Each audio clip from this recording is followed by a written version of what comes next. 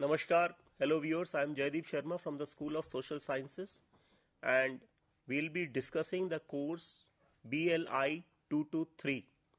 You all know that this is the third course of Bachelor of Library Information Science and we have 4 blocks in this course as usual in any other course as we have, and we have discussed earlier the first block, that is library classification, and today we'll be talking about library cataloging. And while we discuss this topic of this course, we will start with cataloging in general. We'll start with catalog and then we'll move on to library catalog and library cataloging. In fact, when you talk of catalog, we'll start with the very basic forms of a catalog and then we'll move on to what is a catalog from the library perspective, how it is different or more exhaustive or more specialized as far as catalogs are concerned, otherwise as we encounter catalogs in our life. You would all be very well aware of the various forms of the catalogs as they are known by different names that we all come across, and we'll start with those examples.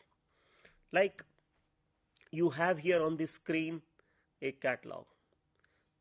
This you are all very well aware of, winters being coming very near, and you find that such brochures you come across maybe online or in print also, and yes, that will be an example to consider. As I told you, a very basic example of a catalog. This is not called catalog as such, but this is a catalog, though you may call it as a brochure, but you see here the dress items, the jackets, the winter apparels that you see here, they are described here by means of photographs, and also description about these are given. So this is a very basic form. Similarly, the another example that I have shown here on this screen is of a restaurant menu, and this is also a very basic form of a catalog. You find the dishes have been described here along with their rates and all. So you know the purpose of these two types of catalogs, which are to describe the products or things that they are selling, and this is for those who are their prospective buyers. So this helps them market them, this helps them the customers to know what is available with them, what is the variety of things, what is the cost associated, and so many things you come to know from these brochures or pamphlets, which may be called as catalogs in general. So when you talk of a catalog, there are certain synonymous terms that you can think of that come to your mind. List is one. Contents list, a little ahead of the term list.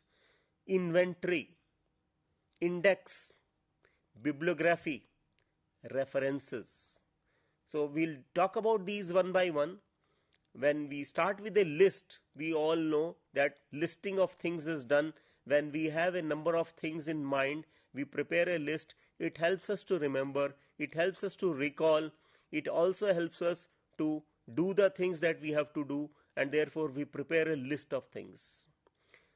Going further ahead, contents list. You generally find this in different forms of literature, like in books or even the files that you prepare a contents list, and this is a sort of a summary of the things that are followed.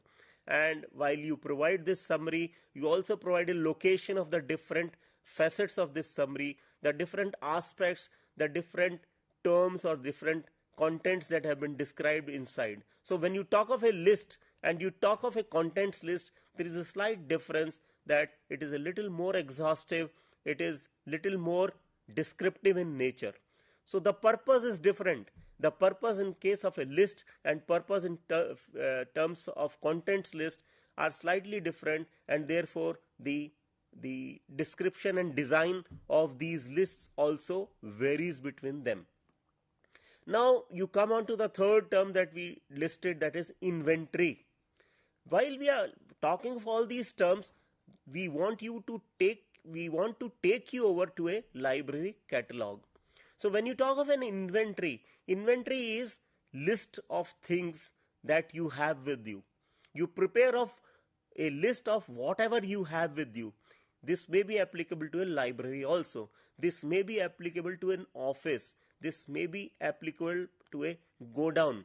So basically this inventory is prepared to have a control of what you have with you.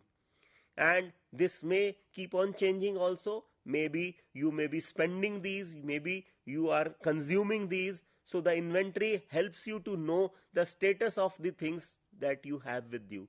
So this may happen in a library also. As you all know that the material that is there in a library is also, the status of the things keep on changing. Therefore we should have an idea of this concept of inventory also.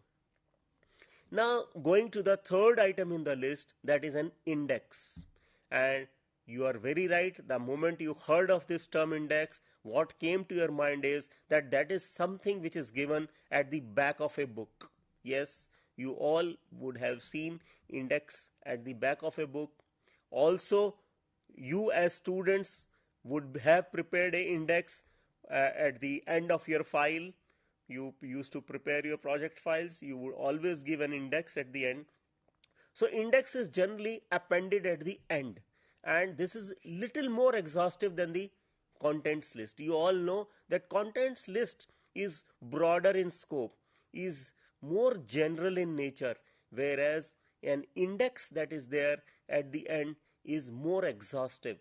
You may prepare an index from a particular point of view, though while you give a broader index, you may be also giving only the titles, themes, sub-themes that are contained in the text inside. You just prepare a list of all these, you arrange them in a particular order, generally alphabetical order, and then you also provide their places, their location in the book or any other piece of literature that is there. This index may be limited to one book. It may also be available in a number of books. You all know that a book may be spread over to a number of volumes also. Like you would have seen, particularly reference books which have multi volumes. These volumes may run into even at times maybe 20, 25, 30, 40, 50. Now you can very well imagine that if the theme of a book is such that it runs into large number of volumes, then consulting this book at times become difficult. Therefore, the importance of the index, you can very well imagine that this index at one place tells you what is mentioned in a particular volume, what part of this subject has been discussed or described in which particular volume, in which particular page. Naturally, if the book is of, let us say, 10-20 volumes, the number of pages may run into thousands of pages. Therefore, it is not easy to really consult or refer to this multi-volume book. Therefore, there is the need of an index. Index also is very much needed and helpful in a book which discusses a topic in depth, in detail. Maybe it is multifaceted in nature, maybe it is multidisciplinary in nature, maybe it is interdisciplinary in nature. So there also index helps. But how does the index helps? The index may be very simple, just naming the concepts with the page number, or maybe little different in approach. It also describes the context in which a particular subject has been discussed there. So index is really a very helpful tool. You might be wondering that till now we have not really come to the term library catalog, but all these terms are very important to know, to learn about, to also see how they are different, what sort of functions they perform, because knowing a catalog, it is important to know all these. Now, if you see, the next term that we had introduced here in our screen was the bibliography. Bibliography is also a sort of a listing, and you would have seen that bibliography is appended to a piece of text. It could be at a number of places in a book. It could be at the end of each chapter. So, and also a consolidated list at the end of the book. So, bibliography is again listing of different types of literature. It could be listing of books. It could be listing of different type of books that are there, that have been consulted or used while preparing the document, and this bibliography is arranged in a particular standard, in a particular style, and helps us to reach documents beyond this document. While reading a particular book, the author may like you to read some more books related to it, or may like you to read some more books that may have discussed the subject from a different point of view or from a different context. Then the bibliography really helps you. Therefore, bibliography is another listing that is there, and you very well know the purpose of a bibliography now. References. So, bibliography also has references, but when you say a bibliography and a reference, there is a slight difference between the two. That reference is more exhaustive, is more detailed, is more specific in nature.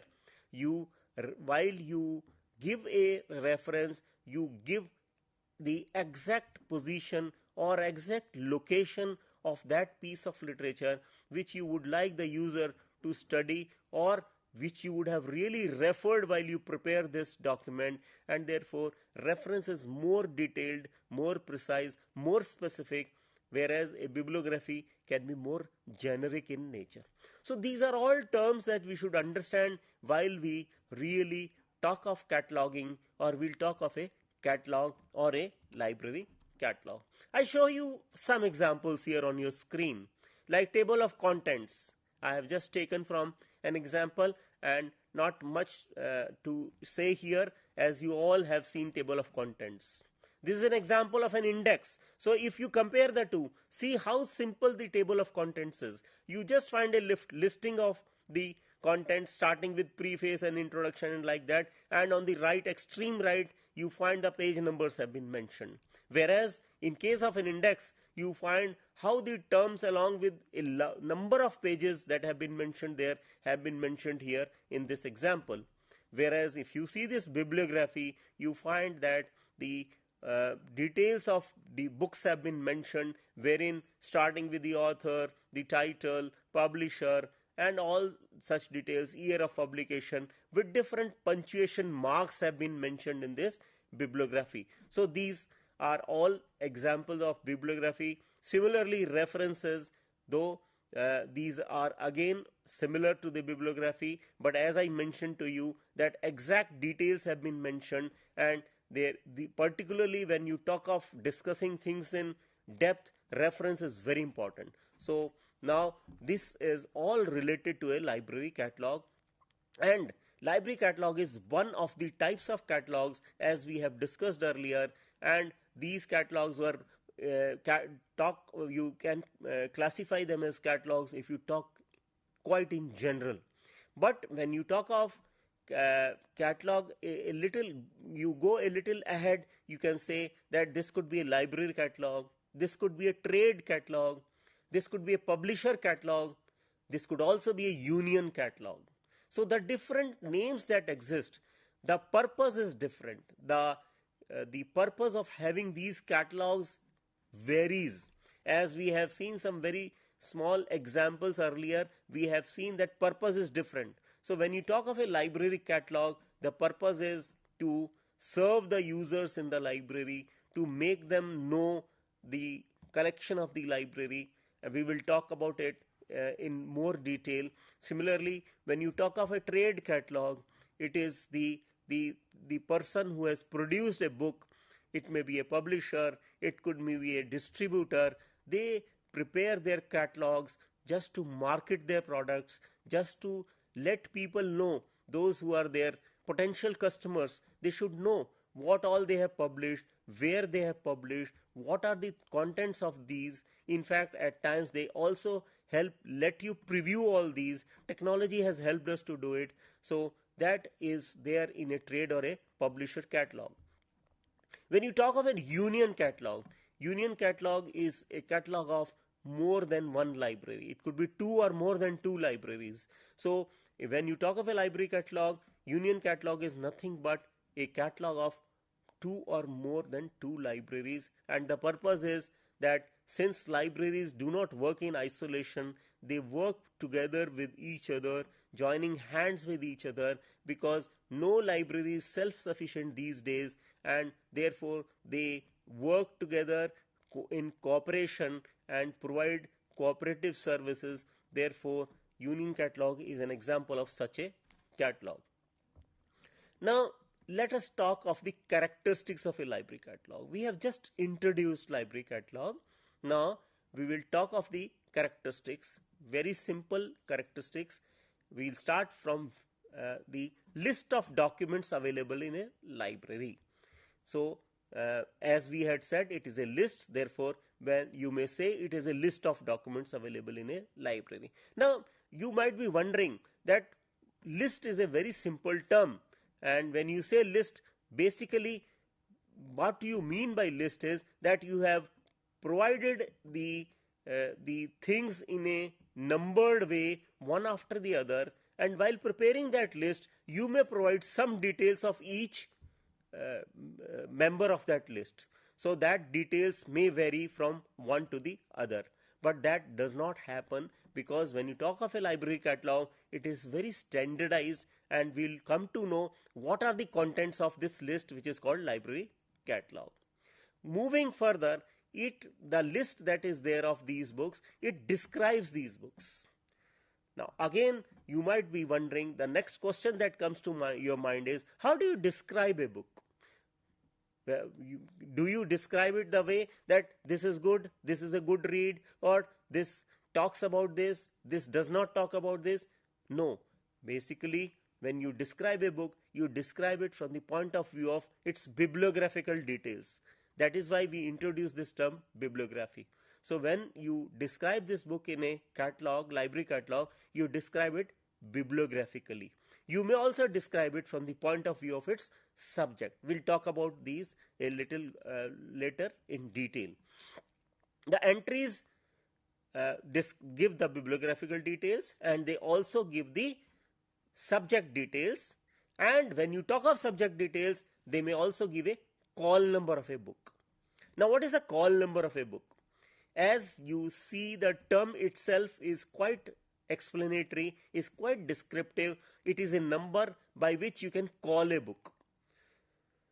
To explain this, let me tell you in little bit in detail that when you are talking of books in a library, you can very well imagine, and you have all seen and experienced, that a library consists of a number of books. This list of books in a library is always increasing. This list of books in a library is endless. Library, they say, is a growing organism. The number of books in a library is ever growing. So this list is always on the increase. Also, this list of books that is there in a library is of different kinds and types on different subjects for different kinds of users. Now, when you prepare a list, what is the purpose of preparing this list? Why do you need to prepare a list? Because we may be having our own books also in our personal libraries. We do not prepare catalogs. The reason is that these are our personal books. These are known to us. These are limited. These are limited from the point of view of subject also.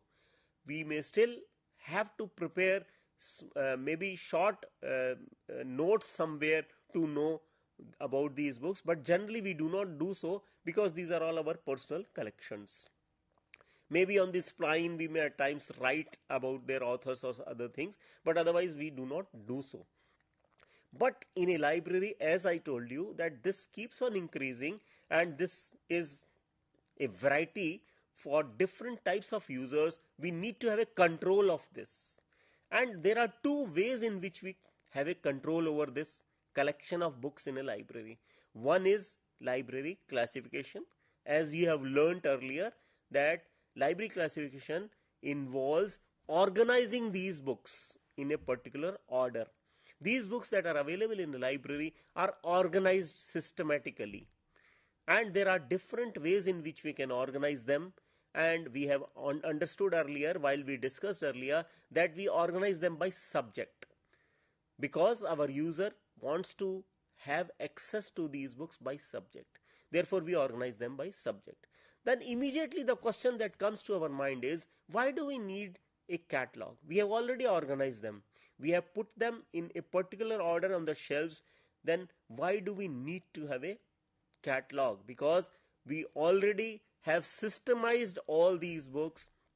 We have placed them in a particular pattern which is known to us, particularly those who are the professional library staff who are there to help us. So we can always trace any particular book that we want.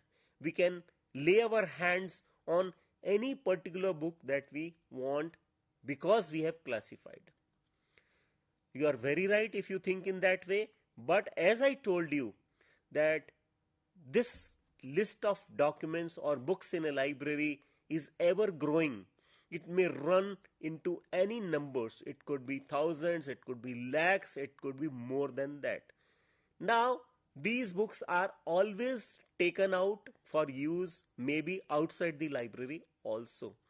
So, this is one reason why should we make a inventory of this collection. As I was discussing earlier, that an inventory is something that helps us to know what we have consumed, what we do not right now have. So this is the function of this library catalog, that this acts as an inventory. You know what all is there in the library and what all is not there in the library at the moment.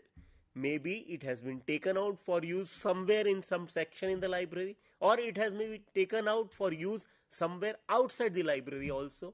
Maybe the library has a number of branches, and this catalog helps us to know, yes, this particular book is in that branch, in that department, or within the same library itself, this particular book is available in that section. You all know every library has a reference section. Maybe the catalog provides a list of books of all sections. Thus, a book on a particular subject may be available in a reference section, may be available in a textbook section, may be available somewhere in some section, but has been temporarily taken out. Why? There might be reasons. One of the reasons may be that it has been issued to someone for use. Then how do you come to know as a user that it is there, but right now it is not there? So it is here the catalog helps us. Maybe the book is torn. Maybe it needs to be the damage that has been done to the book, it needs to be repaired, and therefore temporarily the book has been sent to the bindery. And then how do you come to know? It is the catalog that helps you to know the book is there, but right now it is not there. So now I think you can very well understand, though the library is organized, it has been systematized, but still the key to the library is not available to you. So what is this key? This key is nothing but the library catalog. So if you read books, you will find one of the definitions of a library catalog is key to the holdings of a library. So the moment you use this catalog, you are able to know what all is there in this library and where it is and right now where it is.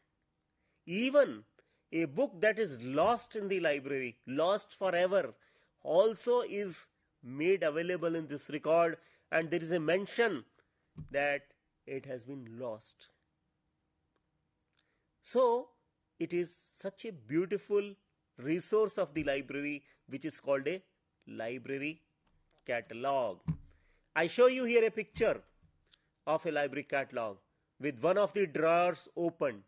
This is a very, though these is not a modern catalog, I'll show you a modern catalog also, but this is a traditional catalog which you still find in libraries, and I think you will identify if you visit your library. You will find this a wooden or a metallic drawer with sub drawers in it. This is a big one with small drawers in it, and I have shown you with one of these drawers opened here, and you would find here that this drawer that has been opened, you find a number of cards that are there inside, and these cards are placed one after the other. And while you want to really open this key to this library, you have to open this drawer, you have to move across these cards one after the other, and this is how you come to know of the resources of the library. If you see this catalog, this wooden drawer cabinet that is there, this is called a cabinet. You find there is a just at the bottom there is a knob that you see. This knob is nothing but there is a long rod that is inserted in these cards. These cards are all perforated at the bottom. There is a small hole at the bottom in these cards, and for all the cards this hole is at the same location, at the same place in the card, and therefore when these cards are put together, this rod can move through all these cards at the same time, and this rod towards the end of this cabinet is tied there is a screw there, and you tighten it there so that these cards can stand at in one position, one after the other. So what happens if this rod is not there? If this rod does not go through the holes, these cards will not stand in their place. That is why this rod is inserted inside these, and this helps you to view these cards. So this is a very old and still prevalent form of a library catalog which you can see in libraries. I would request you, I would advise you all to visit some library nearby your location, maybe your home, maybe your office, maybe your place of study or research, whatever you are doing. Just visit a library and have a feel of this catalog, feel of this cabinet, and open it. Try to open this rod also and see how it moves inside these cards, and you will really understand the concept. And what we have discussed till now is that we have talked about the various terms by which we indicate this concept, by which we mean a catalog in different walks of life. We have also discussed why catalog is important in a library, in spite of the fact that we have organized the collection of a library, that what we call as library classification. And we have also shown you the picture of a catalog which is a traditional catalog, which is called a card catalog, and we will keep discussing the concept of library catalog after a short break from now.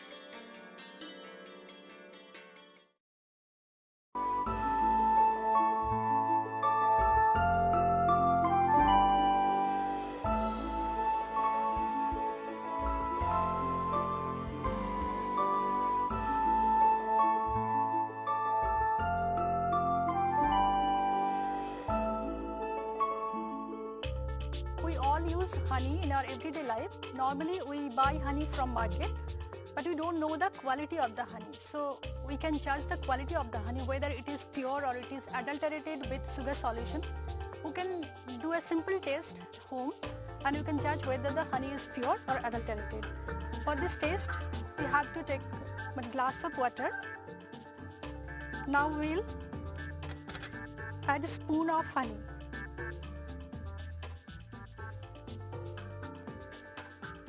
Here you can see the honey is going to the bottom and it is not getting dissolved in the water. So this is pure honey. Now we'll take another glass of water and I'll add another sample of honey. Here you can see honey is getting dissolved in the water. That means this is not pure. This is adulterated with sugar solution. So this is a very simple test to judge whether the honey is pure or adulterated.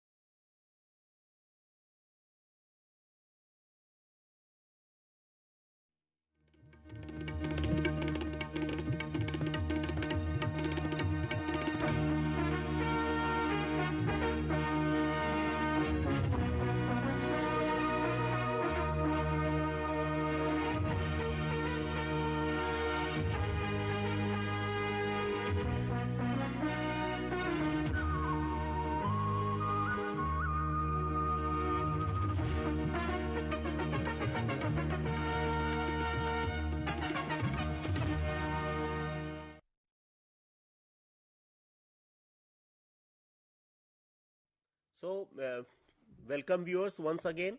We were discussing the library catalog and we had begun with the concept of a catalog. We had shown you different types of catalogs, rudimentary forms of catalogs, very basic forms of catalogs, because when you talk of a library and you talk of the tools of a library, basically the difference between the collection of a library and collection of any other organization, a service organization, is that the collection of a library has intellectual objects. These are all intellectual objects, and therefore while we arrange them, we have to arrange keeping in view the knowledge content that is there in these. Therefore, while we arrange them, we have not to arrange from the point of view of the physical carriers, but we have to arrange from what is contained in them.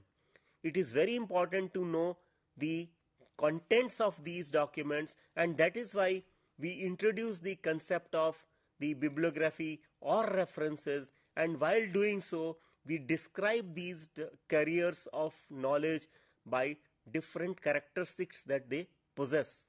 And while doing so, we always keep in mind the need of the users, because we are doing all this for the users. We are doing all this to facilitate their use by the users. So while preparing different standards, while preparing different tools, while doing different operations, while designing different services, we always keep in mind our user, our different types of users, their different types of needs that they have. So therefore, when we have talked of we will talk of catalog in further detail, we always keep in view the two things. One is the users, their needs, their requirements, and also the other thing is the documents that we are referring to. Now you see here in this picture on your screen, this is one of the most popular forms of a catalog which was there, of a manual catalog, because these days we have computerized catalogs. Why this was most accepted was because this catalog cards, they always allow things to be interpolated. You can always have new cards put in these cards that exist. And why do you need to put new cards within them? Why can't you put it after them? Because you put them in a systematic way. You would make it really easy for your user. That is why you want to have an order which is really easy for them. For that you have to think. That is why I said these things which are there, the collection that is there in a library, these are not things per se. These are not physical things. They contain some knowledge, and you have to know what is this knowledge. And what it is there and for whom it is there. So as a librarian, as a service provider in a library, you have to think in terms of all these while designing a library catalog. So moving further, I'll show you the other forms also. Like I mentioned to you about union catalog. So you see here on your screen examples of union catalog, like the Indian Council of Social Science Research. It provides union catalog of social science periodicals and serials in India. Similarly, union catalog of CD-ROM databases in social science libraries in India. Just two examples for your knowledge. You can just see, you can again visit or see the services of different types of libraries, and you will find the examples of union catalogs. You are all very well aware of InflibNet. You can visit the site of InflibNet, Information Library Network.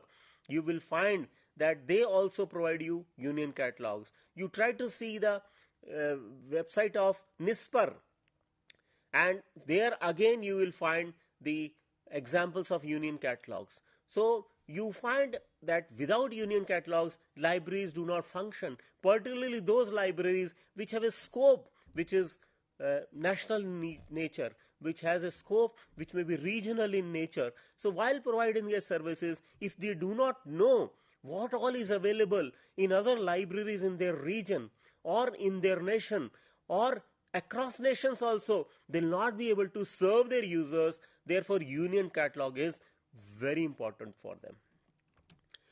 Now, as I was mentioning to you earlier, that the latest form of a catalog is a computerized catalog, and you call it a online public access catalog, opaque.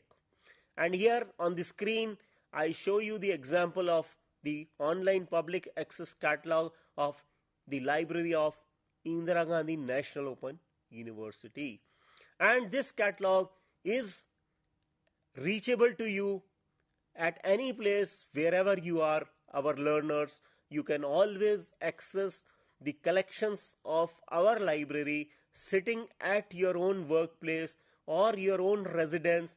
We have a online public access catalog which is web enabled, which is called a web opaque. So sitting at your location, you can know what all our library has, and you find here that the term library collection that is there on your screen here, the moment you click this, you will reach our library catalog, and you will find different alternatives by which you can search the catalog. You can search by the author, you can search by the title, you can search by the subject, and you will immediately come to know whether the book is there with us in our library, whether the book is there but has been issued, to whom it has been issued. So this is the beauty of such a catalog, and this is our library where you come to know our collection that is there. So you can very well access the collection of our library by our web opaque that I mentioned to you right now. Now let us see what is the purpose of a library catalog. We have all discussed this earlier also. Just to put it in words, it is to make known to the readers what is available in the library. This is the purpose of the library catalog. As I told you, this is the key to a library collection, means everyone can come to know what all is available in the library. That you can come and see also, but as I told you, while you come and see, some of this may not be available, some of this may have been lent out, some of this may have been misplaced, some of this may have been available in different branch libraries or in different locations. Therefore, for all that, you need not to go there, you need not to have an idea, you need not to go and ask anyone. Just you scan the library catalog and you come to know what all is there. And therefore, it is a list. It is a inventory also. It is a detailed list. It is an exhaustive list. It provides you the current status That is the benefit, and this is the purpose of the catalog. Now let us see what are the functions of a library catalog.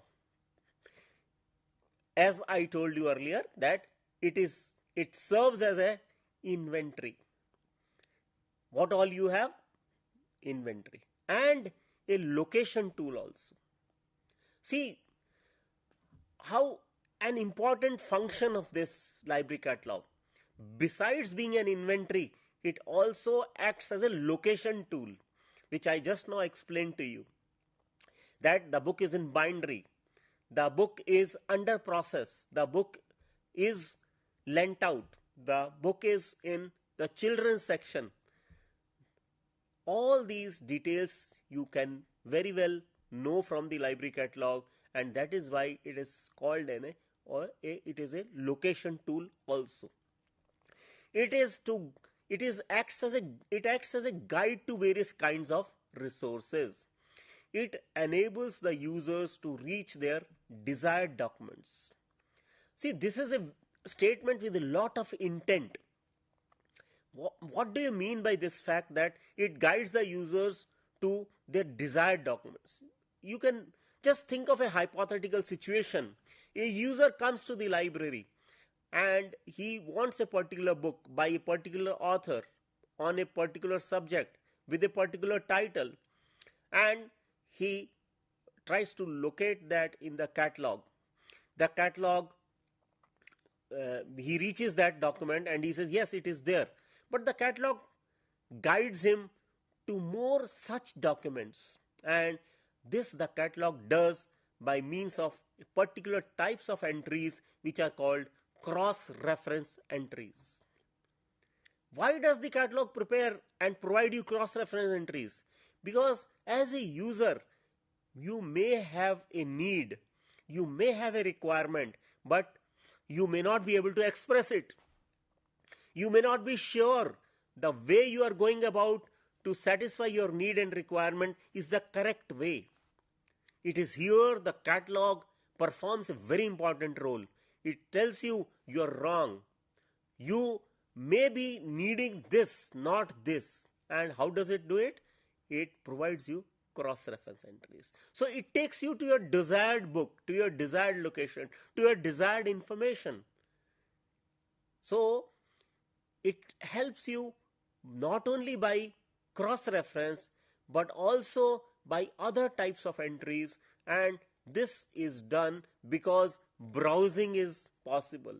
Browsing on the shelves, browsing the catalog, both are possible, and therefore you may have certain sources of information in your mind, but there might be some other sources of information which may provide you the information that you are looking for, which may satisfy your needs and requirements better, much better. And it is here that this library catalog performs this role to reach you to that information. So that is what is meant by this statement, guide to various kinds of resources and enable the users to reach their desired documents. So we may not be really sure that this is the desired document, and in that case the library catalog performs this very important function to take us to the desired document. Please try this sometime and you will really appreciate this function of a library catalog.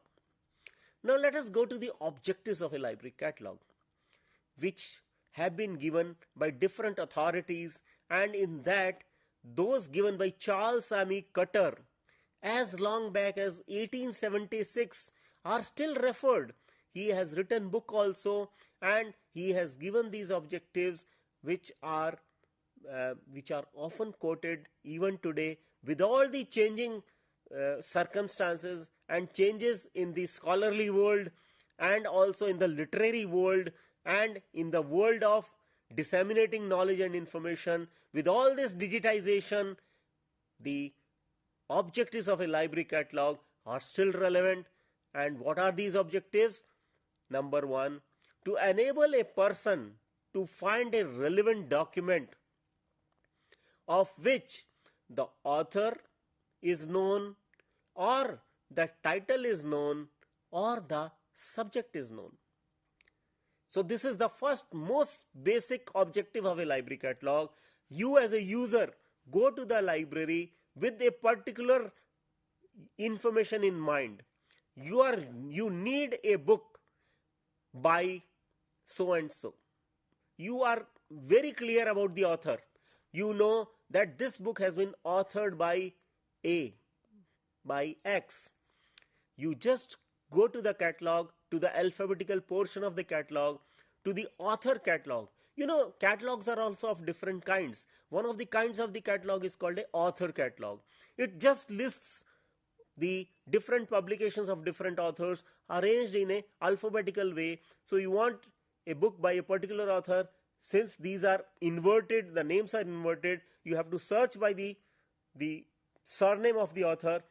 Start searching by the surname, and in case that book is available in the library, you will just at that particular location alphabetically, you will reach that, and that is what is called, it enables a user to find a relevant document of which the author is known.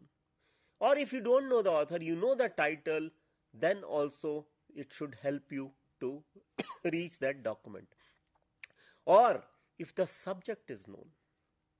See, this is little different from author and title, because subject, on a particular subject, a number of authors would have written with a number of different titles.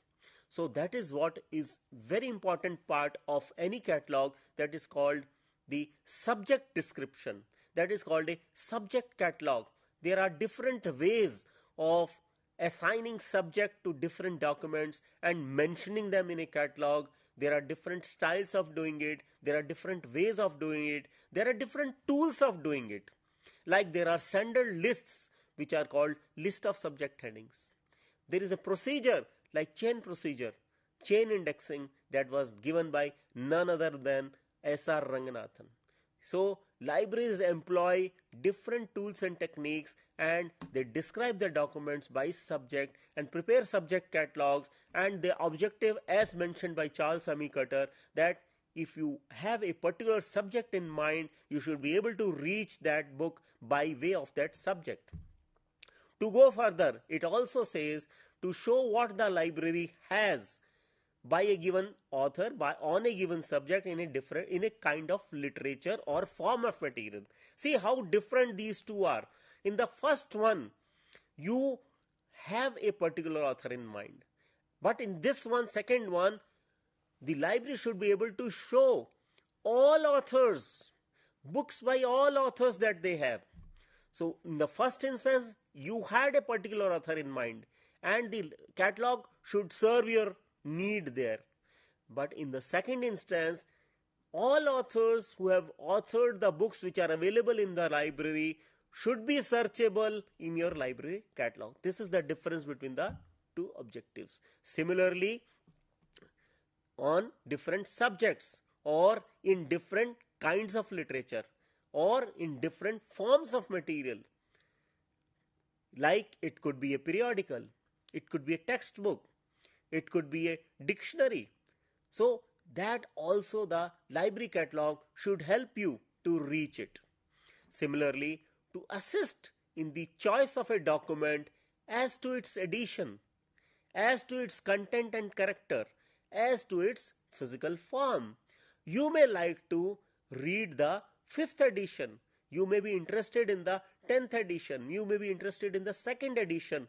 The library catalog should mention this document, this edition. Should also mention whether this has a particular form and format. This may be in different versions. This may be in different forms. The catalog should make available all these details, should uncover, unearth, should readily make it known to the user. Yes, this document is this version, is this edition, is in this particular form. This is in a micro form. This is a microfiche. This is a audio book. This is a video. This is this. That is very important to mention by this. Now, the functions of the library catalog, as mentioned, is to ascertain the availability of a particular document which can be specified by its author or title or subject. It's not always important for the user to know everything. He may be knowing any of these, and the catalog should help the user. To show the users the existing collection of the library that might have been written by a given author on a given subject, on a given author also in a given form of literature or material. So these are the functions of a. Now if you see how Ranganathan has described the functions of a library catalog, you all know Ranganathan had given the 5 laws of library science, and when he describes the functions of a library catalog, he describes in terms of his 5 laws. You all know the first law, books are for use.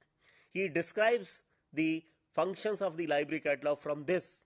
If you do not make the users know what is there in the library, how the books will be used. So you have to disclose to the users the contents of these books, all these books, contents in detail. If you are able to show them, you will ensure that the first law of library science is satisfied. Similarly, the second and third law, every book its user, every user is or her book. You will not be able to do it if you are not able to publicize, if you are not able to market it, if you are not able to make it known to them. So these are the functions. Similarly, the fourth law is very important. Save the time of the user. The catalog should be very helpful. It should be self-explanatory. It should be non-ambiguous, and it should really provide what is needed by the user, in what way he approaches the documents. That approach is very important to be satisfied by this catalog. Otherwise, the fourth law of library science, save the time of the user, will not be satisfied, and that is what Ranganathan says when he mentions the functions of a library catalog. Now we have just seen a form of a catalog. 2 forms we have seen, that is the card form, and we have also seen the card catalog, and we have seen the online public access catalog. Similarly, there are inner forms of a catalog also. The 2 which I mentioned earlier are called outer or external forms. The inner forms of a catalog are the author catalog, the title catalog, the subject catalog, dictionary catalog, classified catalog. You have already, I think by now would have understood that when you talk of a catalog, you are talking of providing certain details of the different kinds of documents in a library in a particular order, in a particular style, and organizing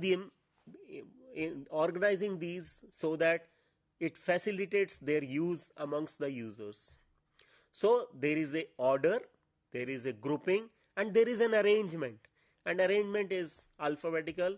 Alphabetical arrangement may also be of different kinds. As we all know, it could be letter by letter or it could be word by word. There are different standards. A library may opt one or the other. Similarly, this standard could be followed.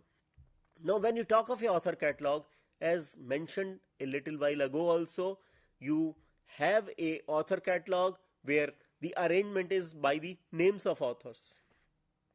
There is a heading in the catalog, and this heading is the author, and the cards, the information about the books, every book information is arranged by the name of the author, and such a catalog is called author catalog. Similarly, if it arranges the information by title of the book, such a catalog is called a title catalog.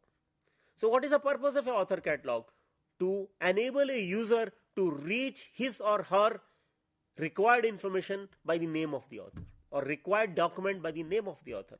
Similarly, the purpose of a title catalog is to enable the user or reader to reach his or her document or book by the title of the book. That is called a title catalog. I think it is comparatively simple when you talk in terms of author and title, because these are all mentioned there in the book and you can very well do it. But when you talk of a subject catalog, you can very well imagine how difficult it is, because it's not always clear what is the subject of the book. You may have to see here and there, you may have to read the contents page, you may have to read about the book, you may also need to have the expertise of the subject to know what is the subject. Then you may have to express the subject in some standard terms also, and that is how you prepare a subject catalog. This subject catalog may also be in terms of certain numbers, that is called a classified catalog. Now when you talk of a classified catalog, this is also a subject catalog, but this is classed in terms of class numbers. So this is a little artificial in nature. That is why a classified catalog is always in two parts. The first part is classified, the other part is alphabetical, because a user may not be aware of the class numbers, and to help the user to really use the classified part of the catalog, you need to provide an access through the alphabets, and that is what is called an alphabetical catalog. And therefore a classified catalog is always in two parts. It is called a bipartite catalog. The classified portion, the classed portion, and the alphabetical portion. The classed portion keeping all the related books one after the other, providing you a panoramic image of the different types of books that are available on a particular subject, and the alphabetical portion helping you to reach this classified part. The other type of catalog is called a dictionary catalog, and the dictionary catalog is different from a classified catalog because it provides all types of entries in one sequence, whether it is an author or a title or in anything. These are all put in one alphabetical sequence, and that is what is called a dictionary catalog.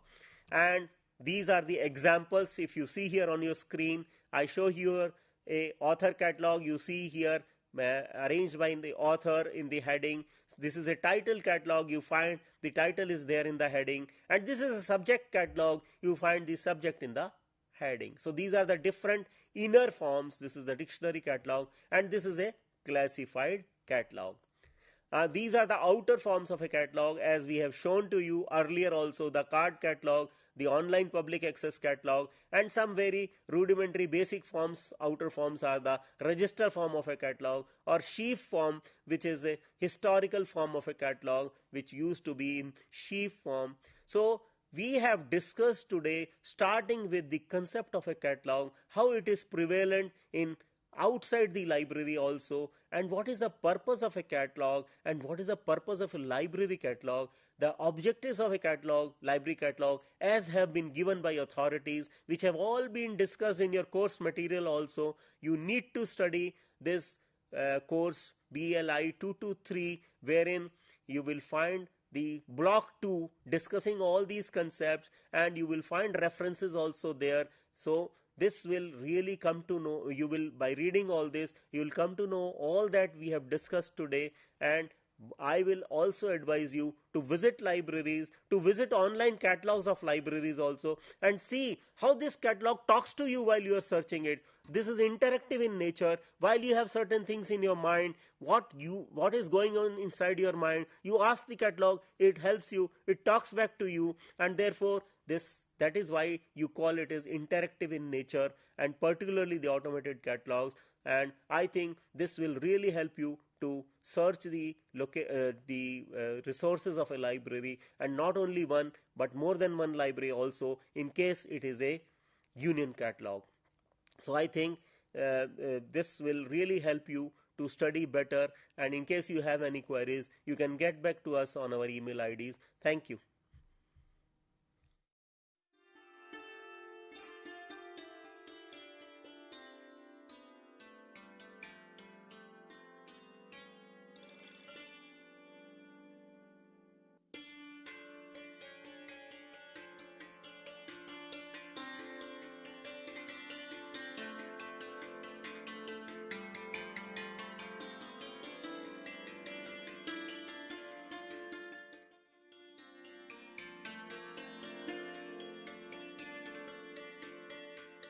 We welcome you to join the bouquet of programs offered by the School of Humanities, the Indira Gandhi National Open University, New Delhi. The Indira Gandhi National Open University, New Delhi is a mega university today. It was created by an Act of Parliament in 1985. It is the world's largest university with an enrollment of about 3.5 million current students and 3.2 million alumni.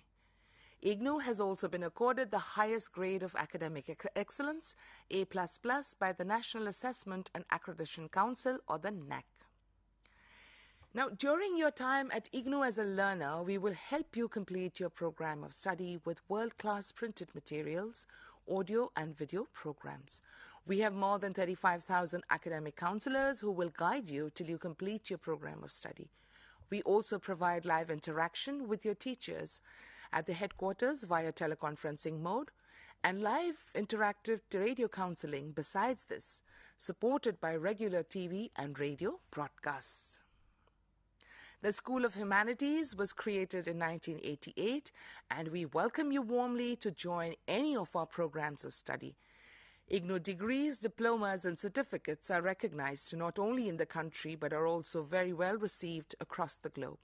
We look forward to your journey with us, and we welcome you once again.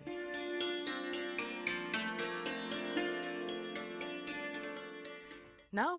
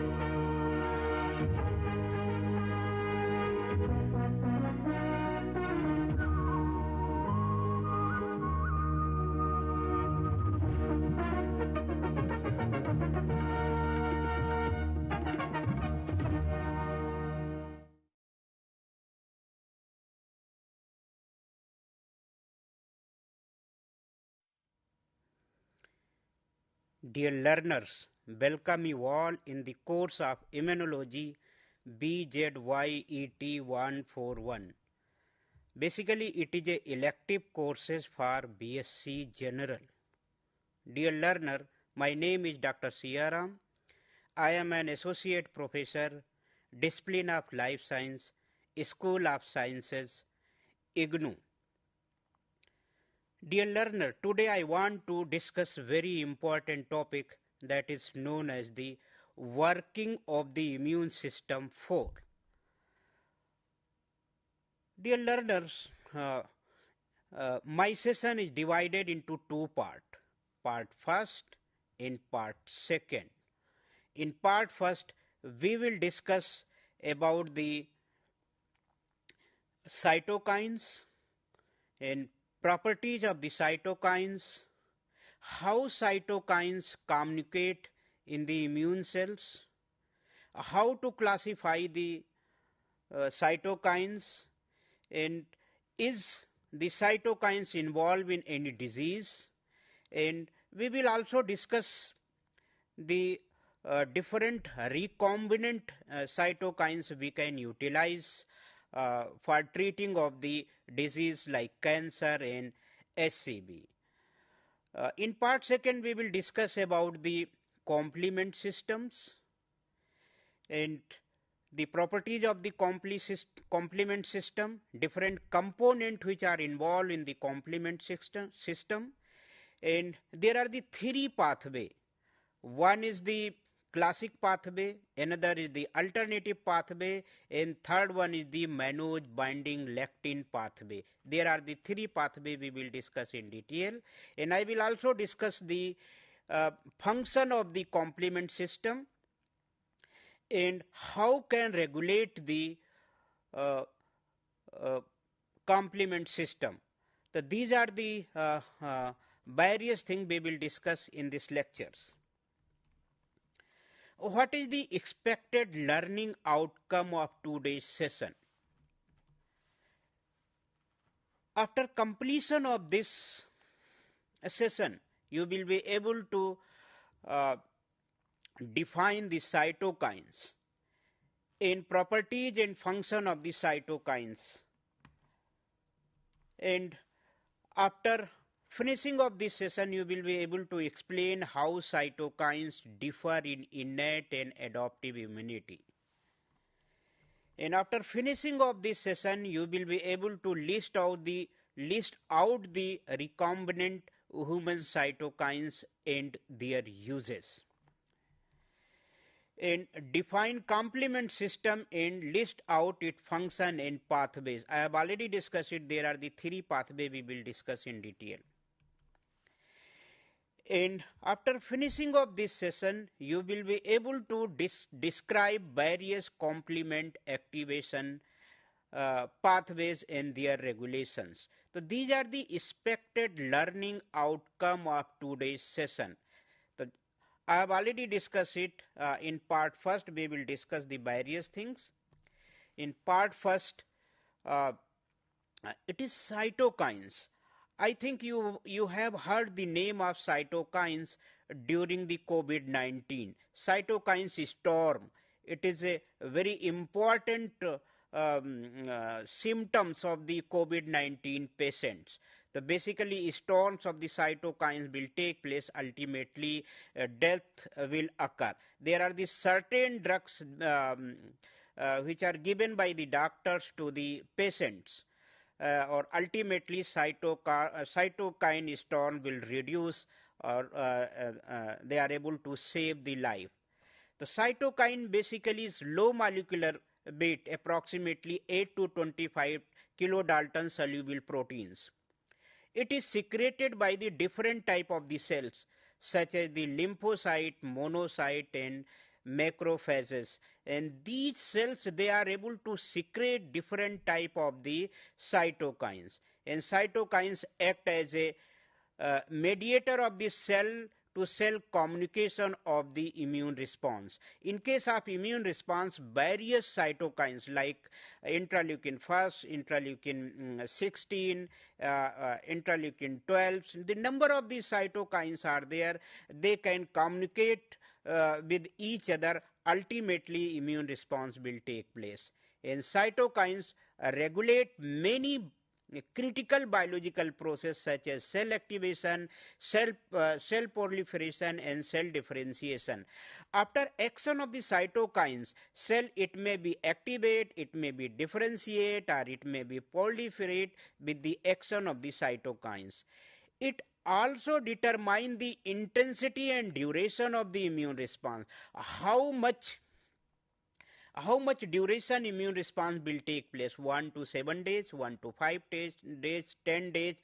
And cytokines also regulate the class switches of the various immunoglobulins, like immunoglobulins like IgG, IgM, IgD. The number of the cytokines, they will switch their classes. Which one is produced?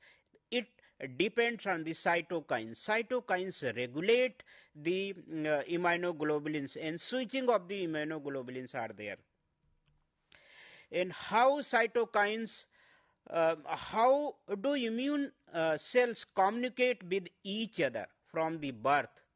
The cytokine bind with specific receptors on the membranes of the target cells and triggering the signal transduction that ultimately alter to the gene expression up to the target cell. You can see in this figure, these are the cells. There are the inducing signals are there. These are the inducing signals. They can produce the cytokine. You can see the cytokines in red color. These are the receptor, and in this receptor cytokines, they are they are able to bind it. Ultimately, signal transductions, they can give the signal to the cell. They can change, they can modulate the function of the cells are there. Ultimately, they can switch the immunoglobulins productions like IgA, IgG and IgD, IgM. So these are the very important functions of the cytokines are there. In general, cytokines and their receptor exhibit very high affinity to the each other. The susceptibility of the target cell to a particular cytokine is determined by the presence of a specific membrane receptor. So these are the receptor, specific membrane receptors are there which are present on the particular cell. They can recognize the particular cytokines. Ultimately, they can modulate their functions. What is the mode of the action of the cytokines? Cytokines have the three mode of action. One is the autocrine, another is the paracrine, and third one is the endocrine. So these are the three functions, three mode of action of the cytokines are there. The autocrine action, the cytokine bind to the membrane receptor on the same cell that secreted. You can see in this figure, these are the two cells are there. The cells, they can produce the cytokines, or it can bind own receptors, that is known as the autocrine. Here is the paracrines are there.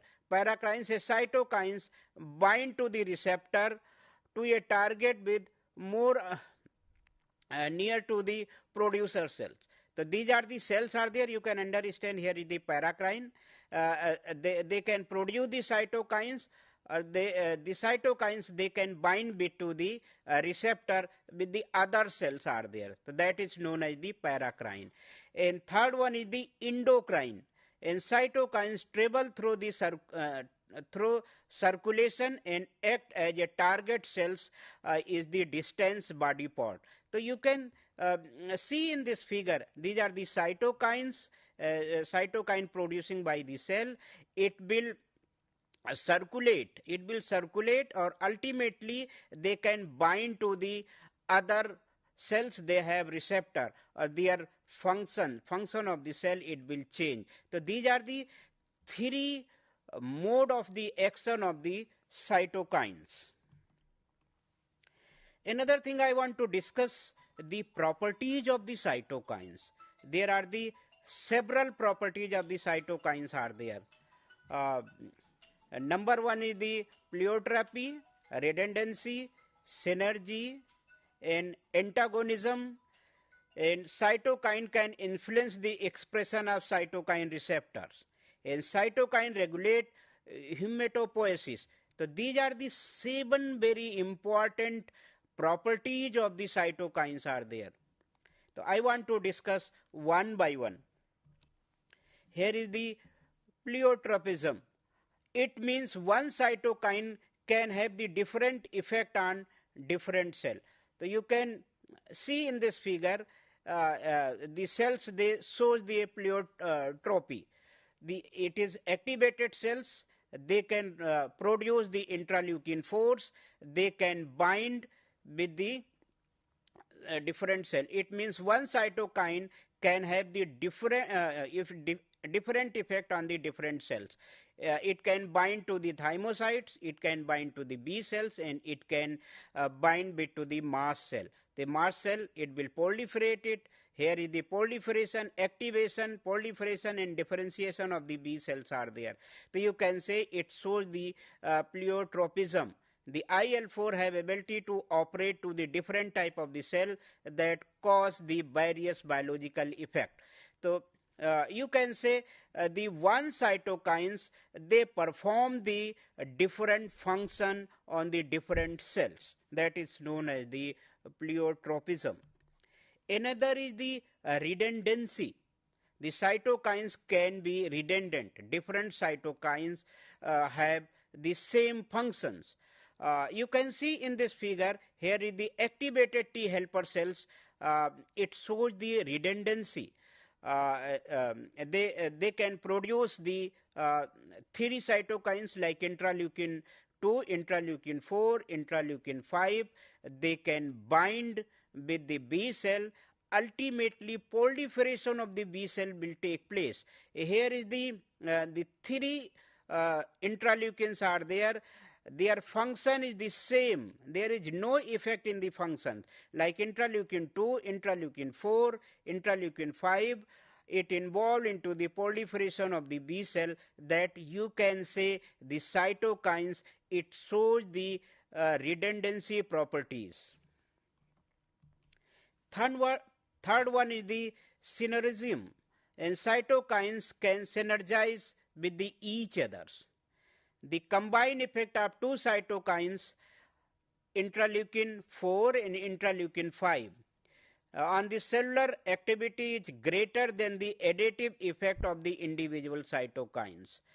So, the synergies, here is the activated cell, you can see in this figure. Here is the interleukin 2 interleukin. They have the synergize, or ultimately the induced class switching of the IgE.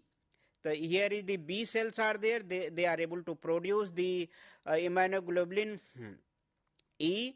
They shows the additive effect. If one interleukin is produced like IL-1, it shows very slow production of the immunoglobulin E. And if the IL-4 it will combine, they will additive effect, or ultimately it will produce immunoglobulin E very fast, and the class switches will take place in case of the B cells. And fourth one, it is another properties of the cytokine. Cytokine can antagonize each other. It is just a opposite of the synergism. And cytokines such as interleukin 4 inhibit the effect of the another cytokines. You can see in this figure, it is activated T helper cells.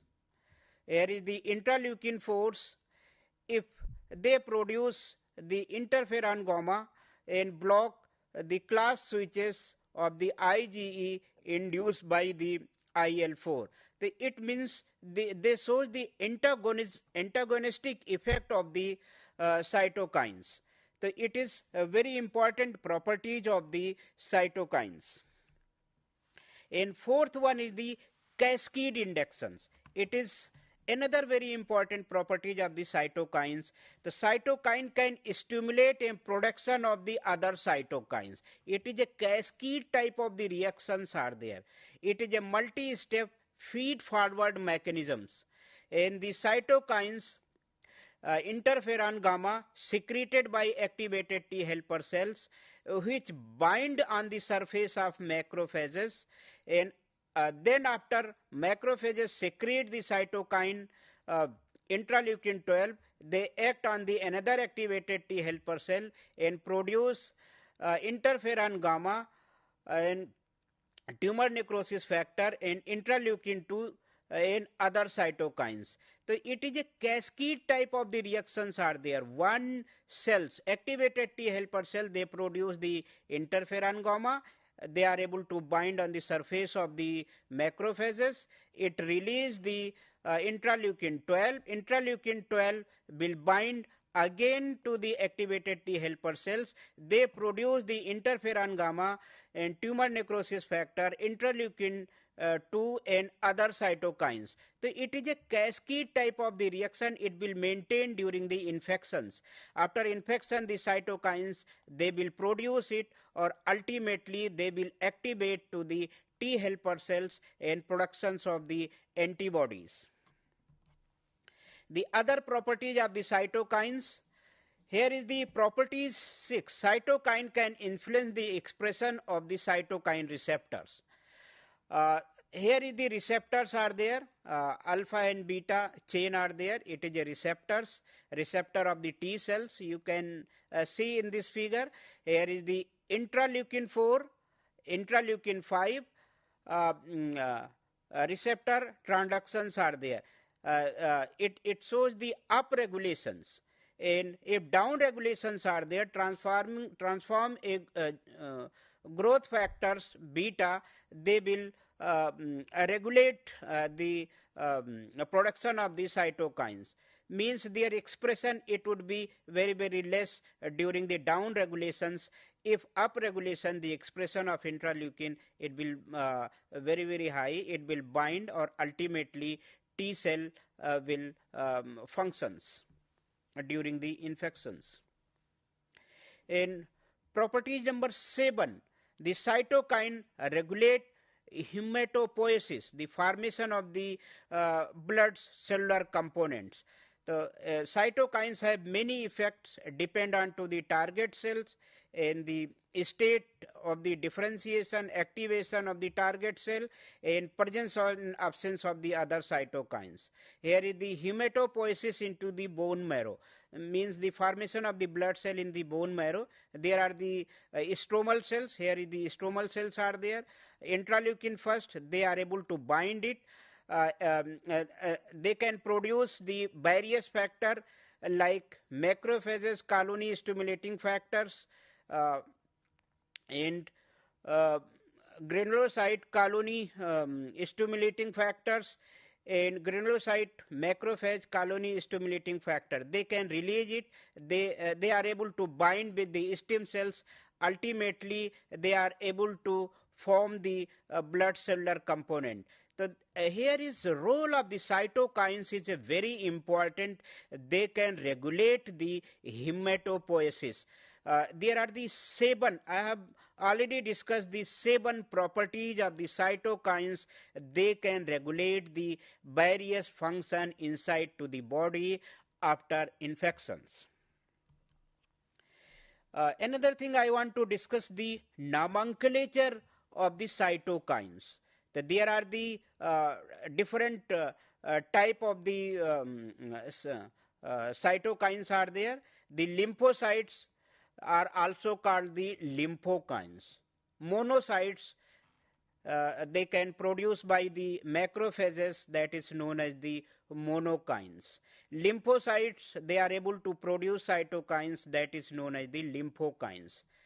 Leukocytes that act on the other leukocyte is referred as the intraleukins. Means one leukocytes, they can act on the different leukocyte, that is known as the intraleukin, like interleukin 6, interleukin 12, interleukin 2.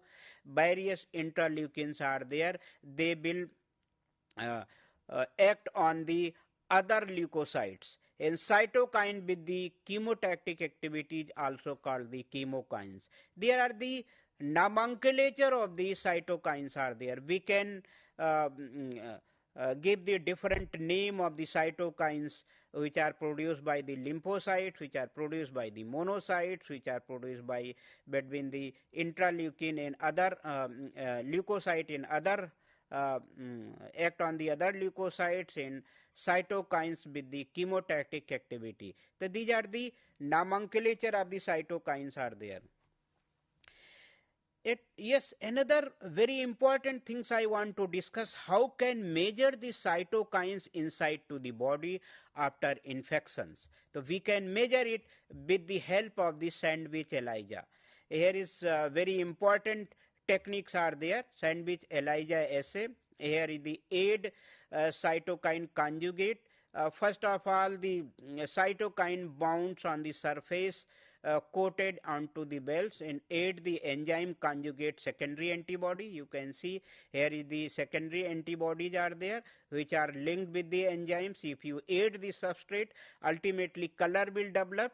So we can measure with the colorimetry or ELISA readers. We can with the help of the reading like optical absorbance. Here is the concentration of the intraleukin in picogram per ml of your samples. So we can make a standard curve. Ultimately we can plot against the standard and unknown. So we can decide the concentration of the cytokines in particular samples. So what is the concentration of the cytokines? We can decide with the help of the sandwich ELISA. We can measure it the concentration inside to the body. Another is cytokines of the innate immunity. The number of the cytokines are there which are involved in the innate immunity, like interleukin first and interleukin first alpha and beta. Endothelial cell, macrophages and certain epithelial, they are able to secrete the interleukin first and interleukin first alpha and beta. And the cell target and biological effect, here is endothelial cell in the livers, activation, inflammation, coagulations and acute phase protein synthesis. So these are the function of the different interleukins of the innate immunity. And interleukin 12, it is produced by the macrophages and T cell, anti-inflammatory macrophages, antigen presenting cell, suppress interleukin 12 cytokine production as well as the expression of the co-stimulation and the class 2 MSC molecule. So these are the biological function of the particular cytokines like interleukin 10. And cytokines of the adaptive immunity, interleukin 1, and it is produced by the T helper 1 cells. It is a biological effect. T cells, NK cell proliferation activation, B cell proliferation, antibody synthesis. The role of interleukin is very, very important. It involves into the production of the antibodies.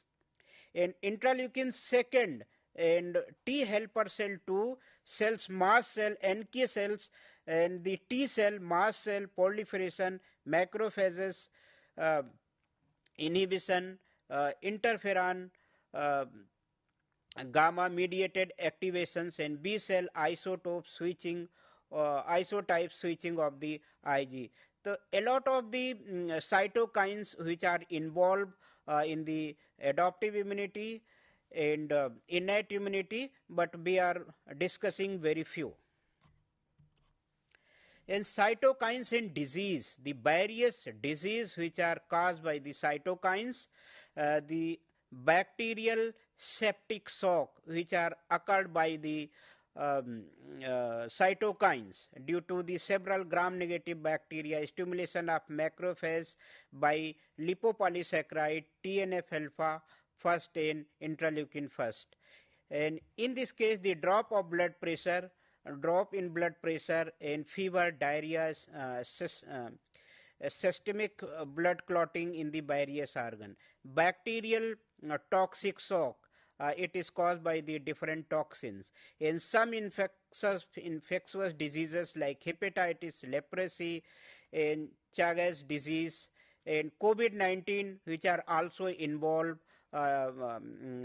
in this case, they can cause the disease. In cancer, these are the various cancer are there, a hairy cell leukemia, wart, and Kaposi sarcoma viruses, it is caused by the cytokines. There are the certain recombinant human cytokines and their uses. And the recombinant human cytokines, the various recombinant cytokines we can utilize to treat the different type of the diseases like hepatitis. You can see in this table PEG interferon alpha 2A, Pegasus. It is a drug that used to treat the hepatitis C. And recombinant interferon alpha 2A, Roferon A, it is a brand name of the particular cytokines. Basically, it is a drug. We can treat the Kaposi sarcoma, lymph vessels lining, chronic myelogenous leukemia, and hairy cell leukemia, among the other disease. So these are the recombinant human cytokines we can treat the disease. And dear learner, I want to summarize part first. You have learned the various things related to the cytokines.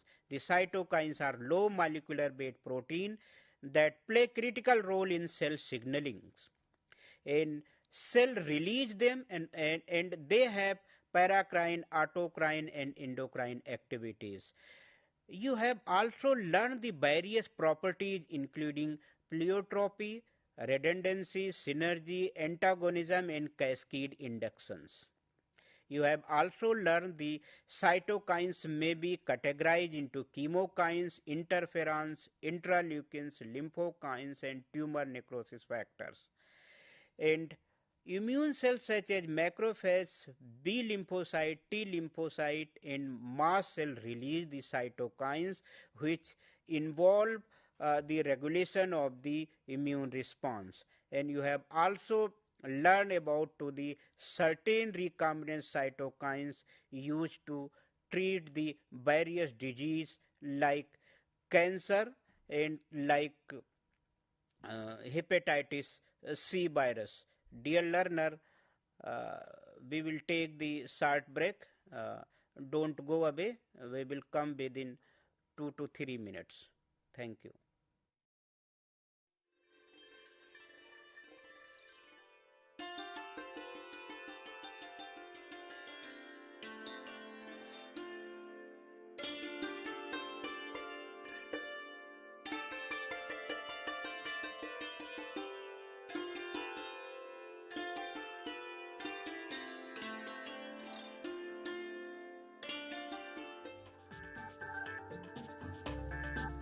We all use sugar daily, but we don't know the quality of the sugar, whether it is pure or it is adulterated with chalk powder or something like that.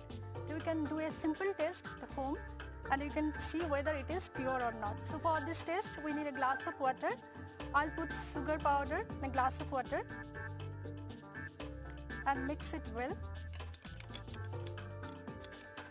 If there is no sediment, if the solution is clear, then we know that this is a pure sugar sample.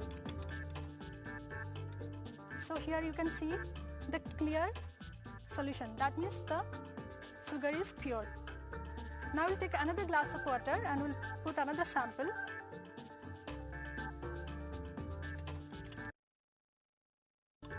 Now you can see the sugar is not getting dissolved. That means there is impurity. The sugar is adulterated with chalk powder. You can see the turbidity. The solution is not clear. And if we keep it for some time, the chalk powder will settle down at the bottom. So we can see the sediment. So this is the difference between the pure sugar and the sugar adulterated with chalk powder.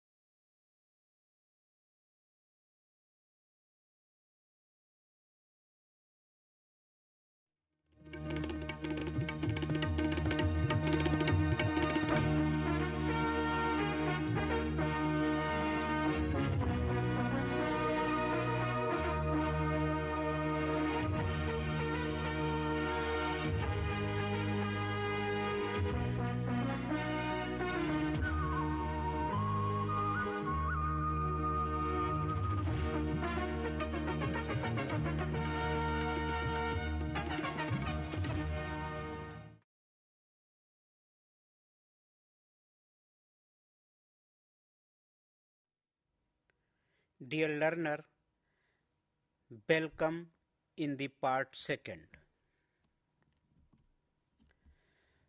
Complement system. It is a very important system are there. They can clear the infections. So basically it is made up of more than 20 protein that circulate into the blood and tissues fluid. It is discovered by the Julius Bordet in 1894 and it is a heat labile component in the blood. The complement system is non-specific antibacterial activity and they are mostly made by the liver cell. So in the liver cells more than 20 proteins they will form it. It will circulate inside to the body and tissues fluid, or they can recognize the particular pathogens, particular bacterial cells. You can say it is shows the antibacterial activity. It work in a series of the interactions, series of the cascades, series of the reaction which are involved in the complement system, each being the catalyst for to the next. It work for to the both innate and adaptive immunity. The complement activation is induced by the several innate immune component as well as the antibody bound antigens. And the complement cascade boosts phagocytes and antibodies ability to remove germ or injured cells and attack to the pathogen cell membranes and induce inflammation. So basically, after increasing the level of the complement system, inflammation will take place. The component of the complement system include the serum component. It is more than 20 proteins are there. The membrane regulatory protein and membrane receptors which are involved in this case. The main component of the complement system, there are the 9 central component in the cascade. They typically denoted by the capital letter C. The C means it is a main component. Complement components are there. It is denoted by the C, and these are the C1, C2, C3, C4 and C5, C6 and up to C9. So these are the various complement system components which involve in the different pathways. The complement component in a cascade, C1 has the 3 subunits, C1Q, C1R, C1S. The C1 it is divided into 3 groups. First one is the C1Q, C1QR, C1QS, and C2 and C5 have 2 components, A and B. The larger subunit are denoted by B, whereas the smaller subunit denoted by A. However, there is exception wherein C2A is the larger than C2B, and some component are designated by the alphabet V and D. So these are the several proteins are there, B, D, C, C2, C9. So these are basically the different components which are found in the complement systems, and multiple activation product like C3A and C3B.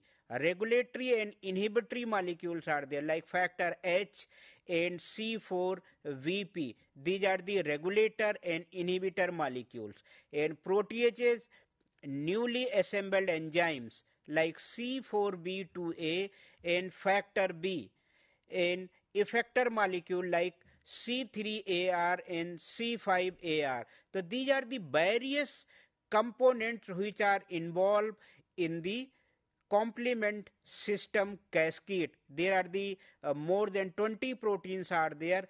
Ultimately, they will kill the pathogens. I want to discuss the complement pathway. These are the complement system pathway. It occurs by the 3 biochemical pathway. One is the classical pathway, another is the alternative pathway, and third one is the mannose binding lectin pathway. So basically in this case, antigen antibody complex will form, then the classical pathway will occur.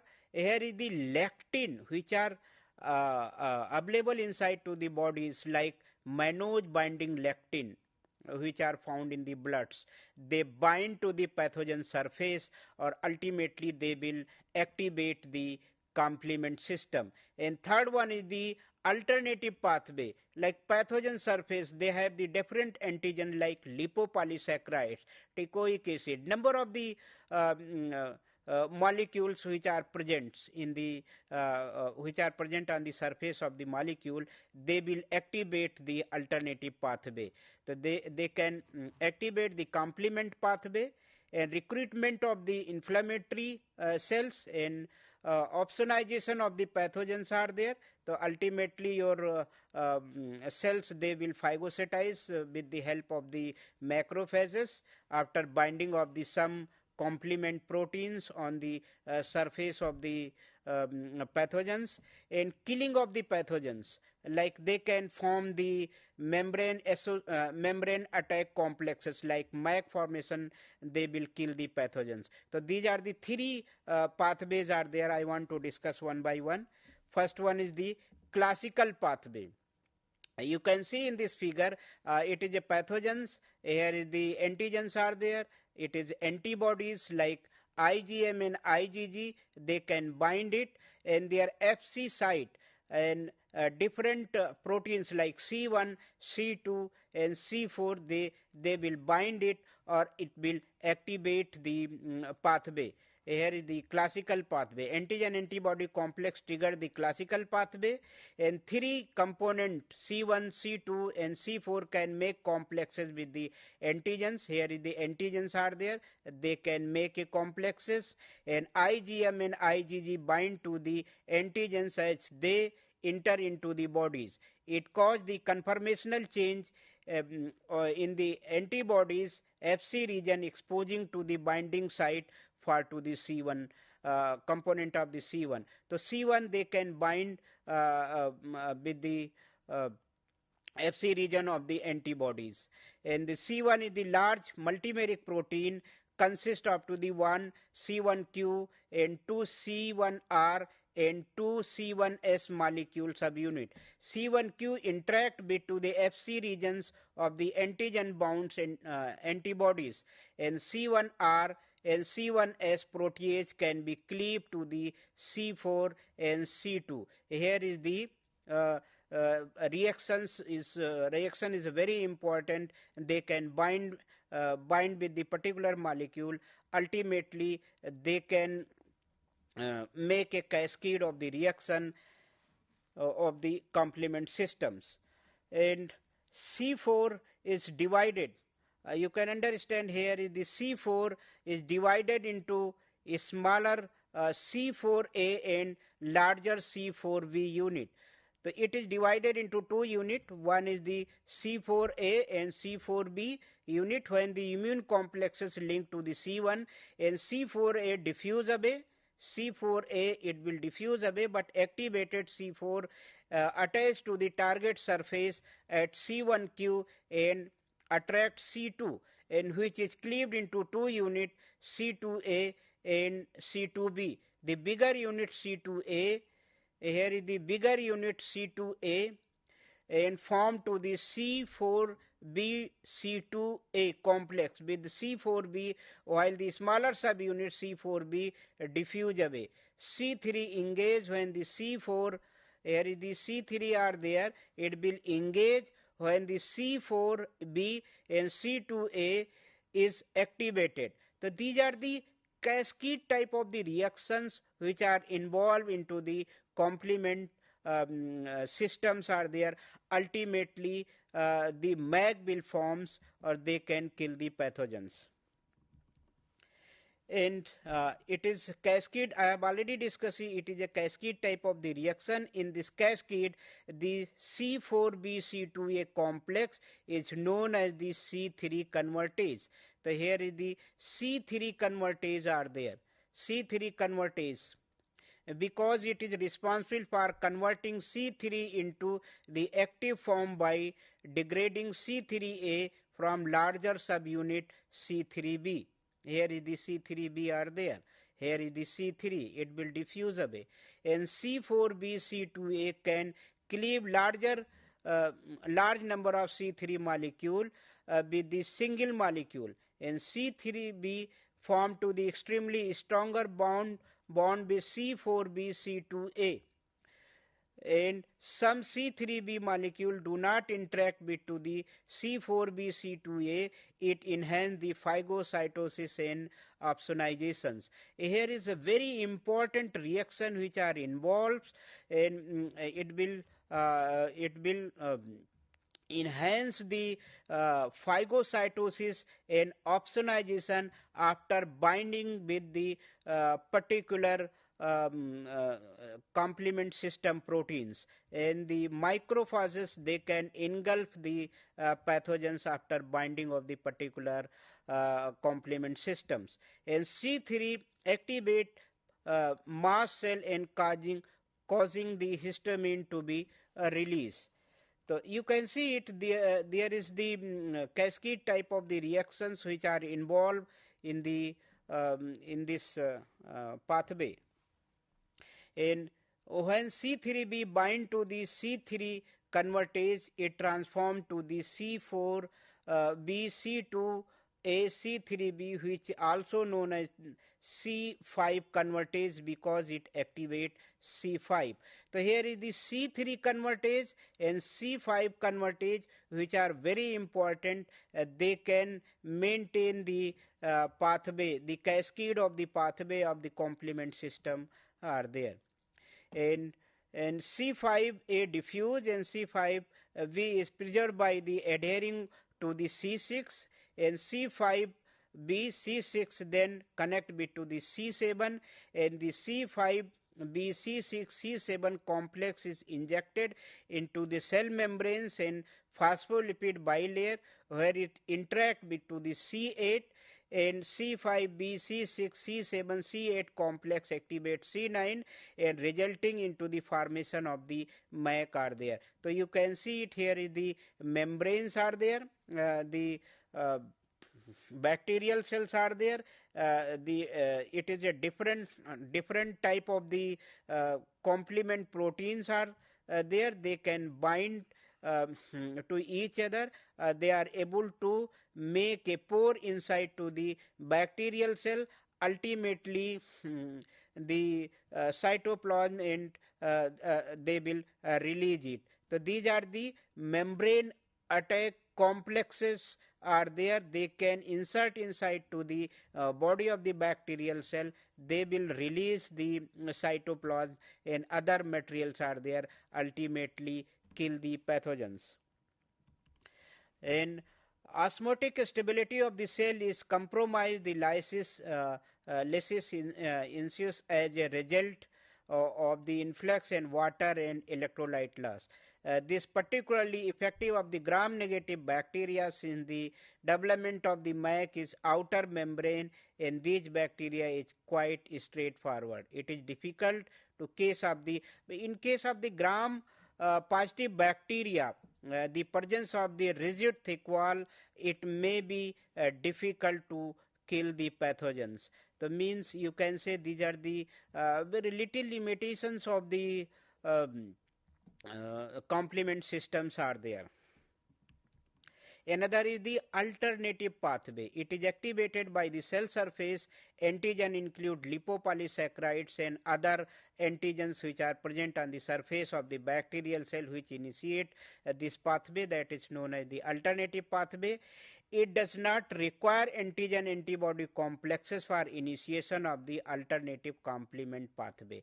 If the bacterium attached to the host cell, you can see here is the component of the microbial cell surface. They have the particular antigens are there, like lipopolysaccharides, C3, they can bind it, it will remove away C3b. Here is the different factors are there, like factor B, factor D, and here is the A will release, and B factors and preproteins, they will bind together. They can form the C3 convertase. Again here is the C3b. They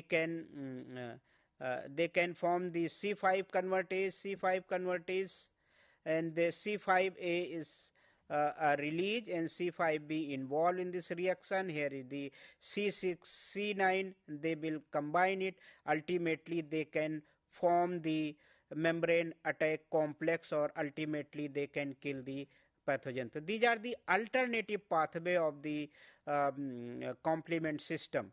Here is C3 molecule immediately connect to the antigen and activate it. And C3 component undergo the spontaneous hydrolysis and yield to C3A and C3B. The B, D and P factor interact with to each other and bind to the C3B and produce a C3 convertase. C3B bind to the antigen and subsequently bind to another serum protein known as the factor B. And factor B revealed to the location on the serum protein D and serve as the substrate and enzymatic activity form of the proteins. And factor D break down into B and VA and VB, resulting into the formation of C3 convertase. Here is the C3 convertase you can see in this figure. And as per classical pathway, C3 convertase create C5 convertase which form the MAC. Here is C3 convertase and C5 convertase. They are able to make the membrane attack complex.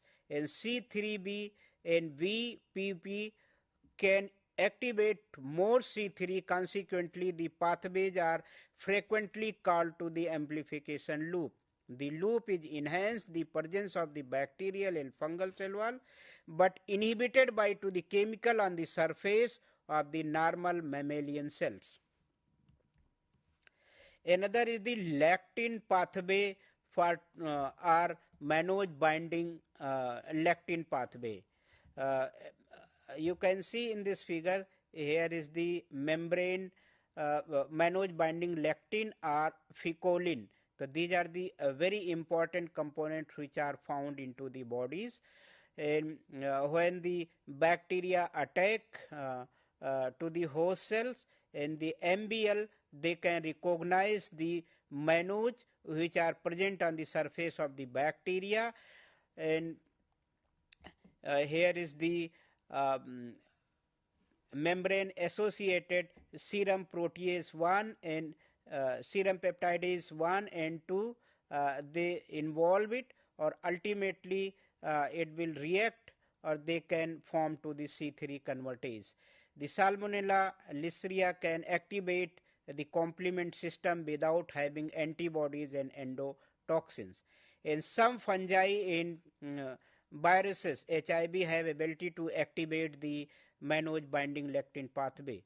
The manoj binding lectin concentration rises dramatically during the inflammation, indicating body to responding to the stimulus. Manoj residues are to recognized by the bound by the circulating lectins.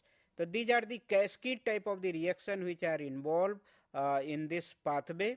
Here is the manoj binding lectins which are available inside to the body. They are produced by the they can recognize the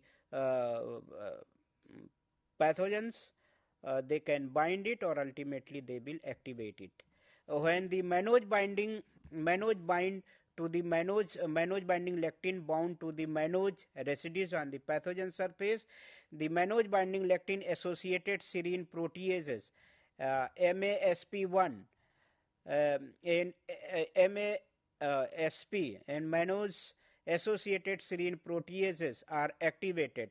Both it will activated, and manoj associated serine proteases first and second cleave C4. They are able to cleave the C4 and C2 to form C3 convertase, and C4B, C4-2A, which are analogous to the tetrameric complex formed by to the C1R and C1S. The procedure now proceed to the make C5 convertase and finally make the MAC membrane attack complexes, and did it the previously. So there are the three pathways which are involved in the complement system, or ultimately they can kill the pathogens by the attacking on the membranes and opsonization process, and various mechanisms which are involved for to the killing of the pathogens. there are the two, after that there are the two pathways are there.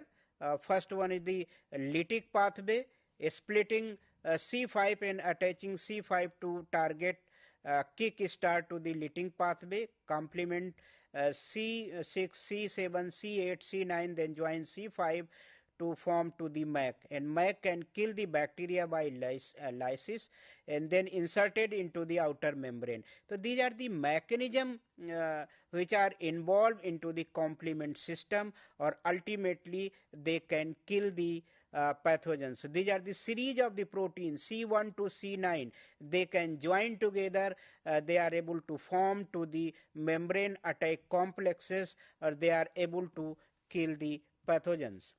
It is role in the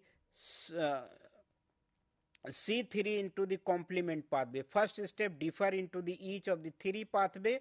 All of the route where the create enzyme complexes such as C3 convertase, which cleaves C3 to C3A and C3B. C3 play an important role into the process by keeping to the complement cascade alert.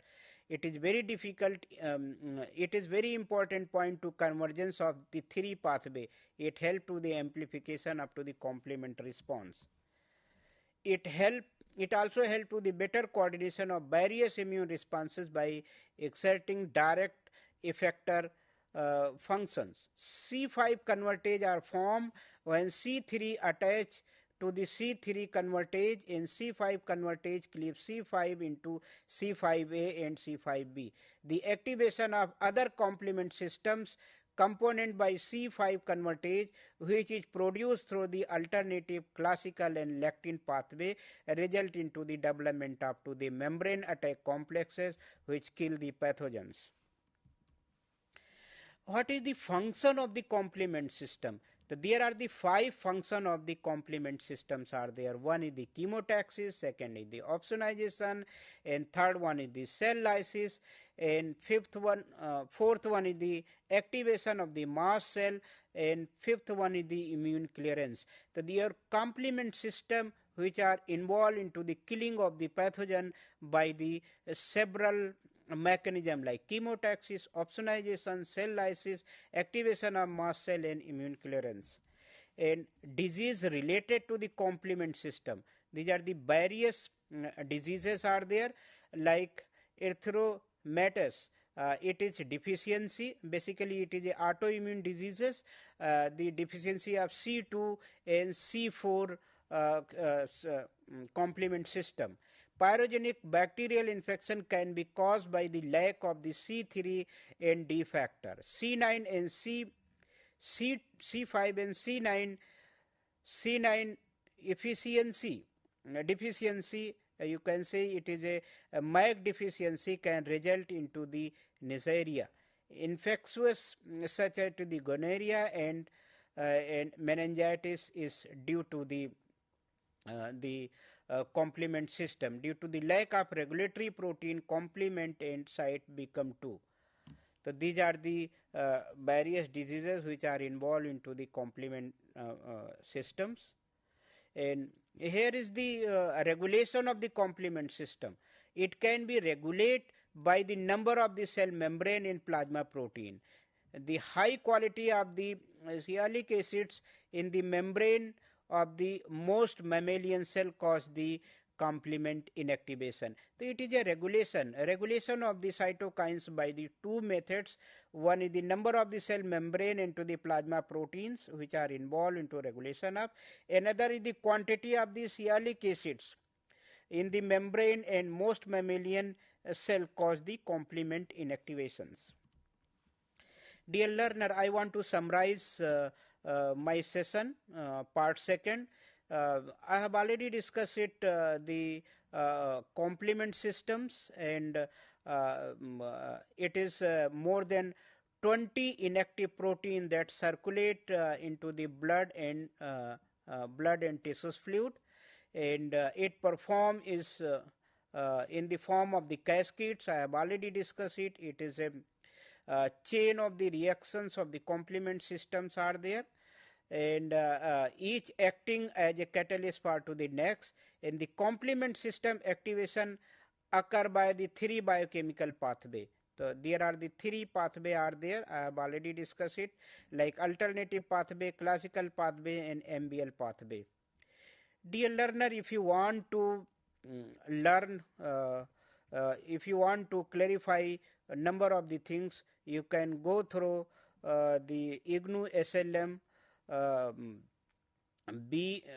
BZYCT 141 Immunology courses, unit number 12. You can read it, you can clarify. If you have any query, you can mail me on the this mail like cram1@ignou.ac.in. Thank you.